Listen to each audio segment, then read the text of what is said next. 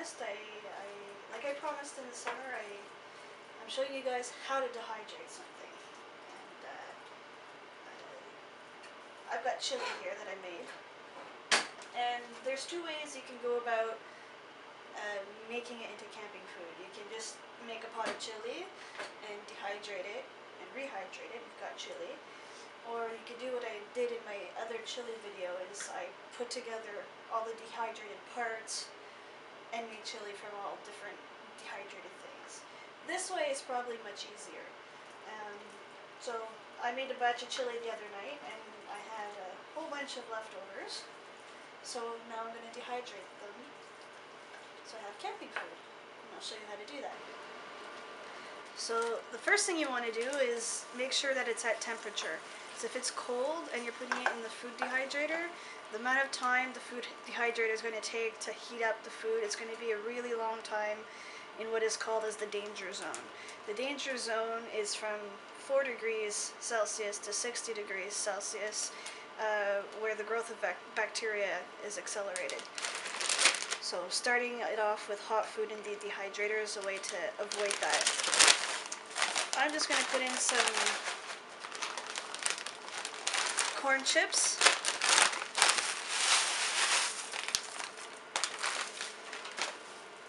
I just crushed them up, and what I'm doing this for is to help soak up some of the moisture that's in the chili, and I'm hoping that when I make the chili it'll help to thicken the sauce a bit.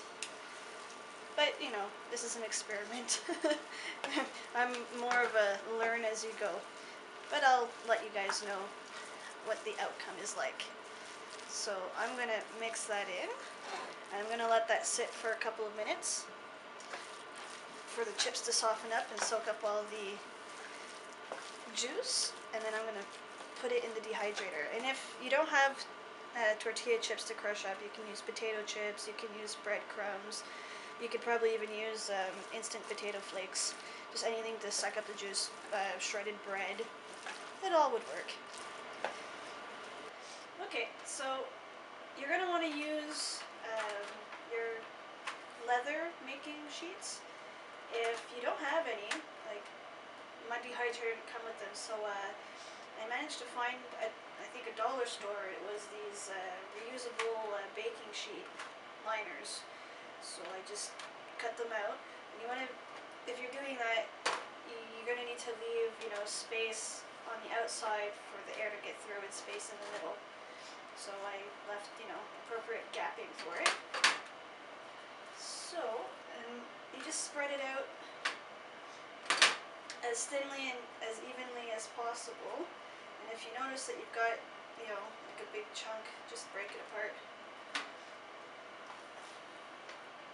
Now, you can, you know, using this method, you could, you know, pretty much do anything. You could do curry or stew, so long as, you know, the pieces are small enough. You know, if you have like big chunks of meat like that, it's not going to work.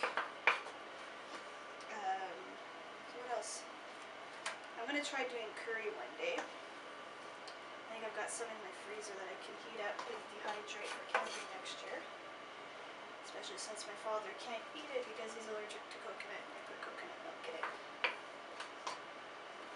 You could even do this with like chili from a can or canned food. Just heat it up, put it through the dehydrator, and you know, bring it camping. But you know, homemade's better. So like all the little tortilla chips I put in are all soft now with all the juice. And one thing I forgot to mention before, while I was letting it sit and letting the tortilla chips absorb all the liquid, I started the dehydrator. It's always good to preheat it first and get it going with the trays that you're using with the lid on. So once you get it all spread out like that, we're ready for the next step. Okay, so I put all the trays on, and mine you kind of have to turn it to have them all lock into place. And mine didn't come with a temperature control, although I had a friend fix it up, or rather my boyfriend fixed it. And I'm giving it a test, but there's holes in here. It's like a vent, and that's how you're supposed to control the temperature. But I find my machine scorches things. So I'm going to start it off on high for maybe a couple hours, and then I'm going to turn it down onto half speed. The drier things get, the less likely bacteria can grow in there. So I'm going to start it off on high, which I read at about between 60 and 70 degrees Celsius. And once it dries out, I'll turn it down so it doesn't scorch the food, but it'll still be safe. So I'll come back in a couple hours. I'll probably break everything apart, scatter it, redistribute it on the mat, and see if it's ready to turn it down. It's been about 4 hours later, and not as much progress as I was thinking. The top is a bit dry, but the bottom is still really moist, so it's going to break it all up and give it a bit of a mix and put it back to dry. I also put, I have 5 trays for this. I put the extra trays in between each layer just to give it a little bit more air circulation. I don't know if it's going to help, but it's worth a try. So I'm going to do this. I'm going to leave it on this temperature. It's still too moist for me to feel comfortable putting it on half heat. And I'll check it in the morning when I get up.